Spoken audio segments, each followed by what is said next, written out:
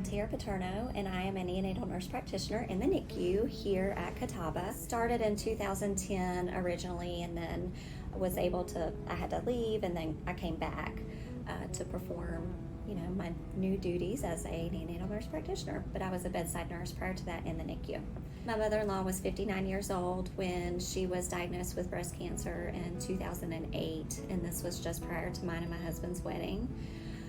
She had always done all of her breast exams, doctor's appointments as she was supposed to, and unfortunately that's when they found it was at one of her mammograms. So from then on, that's when her journey began, and she had always gone to another hospital here in Catawba County, and this most recent time when she was a patient was in July of 2024, when me and my husband just strongly encouraged her to come to where I worked, because I wanted to be able to check on her and make sure that she was going to be taken care of the way that I wanted her to be taken care of, but also the way that she needed to be taken care of. So that was the end of July, and ultimately that experience led her from being very nervous about coming to a different hospital, being very vulnerable to people that she didn't know, and people were having to relearn her history. And though her consulting physician, who was her primary oncologist, came, she knew who they were. She didn't know any of the nurses. She didn't know any of the management. And she ultimately just really, really had a great experience. From the time that we went into the ER on a Friday night, she was given the choice to either be admitted or just go home with palliative care. Me and my husband felt strongly that she needed to be admitted at this point, because we needed some help with some different avenues and try to figure out the best way to take care of her at home for when she were to go home.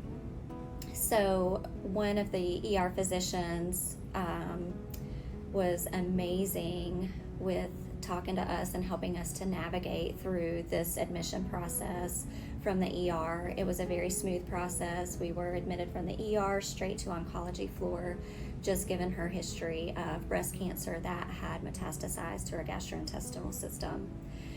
So once we got into oncology, she was greeted with the nurses and her aides, and they went through the entire process of, we are so sorry that you're here and you're having to be here. However, we're going to do the best that we can to take care of you.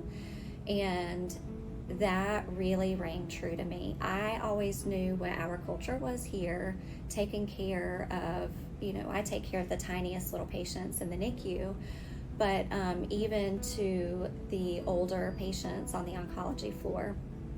And she really felt comfortable in her own skin, probably for the first time in 16 years. I was not as involved in any kind of hospitalizations or doctor's appointments prior to this summer. I really got more strongly involved in May, June, because that's when she started to feel a little bit worse and just really needed a little extra guidance. And so I just feel like, her loyalty to a different hospital, and for her to be like, okay, I'm going to try this out. And then for her to come away from, being admitted to discharge, she was like, I cannot believe that I had been missing this all along. She would always share with me her experiences of what one nurse would do at another place, and she had zero complaints about any of the nurses here. So that really rang true to me. The next thing is just her having that boost in self-image. She had always been somebody, ever since she started chemo back in 2008 and lost her hair, she had worn a wig for almost 16 years straight until she came to the hospital. And I'm not sure how many people came in and out of her rooms during her stay here, but she got a boost of confidence that just really, she didn't wear a wig anymore. She had not worn, until the day that she passed, she had not worn her wig. And that rang so heavily in my mind that I was like, man, she really got the strongest boost of confidence, because everybody made her feel beautiful. Everybody made her feel like she was a woman, which was something that she felt like she had lost with her breast cancer. And so I'm just very appreciative.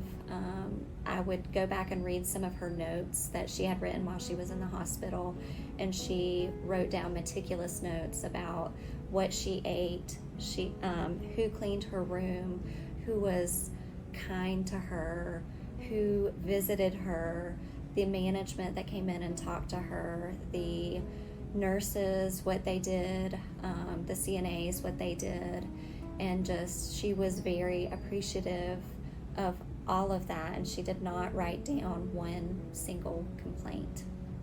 I just feel like our oncology unit here is doing right by the community and right by everybody, that steps foot into this hospital.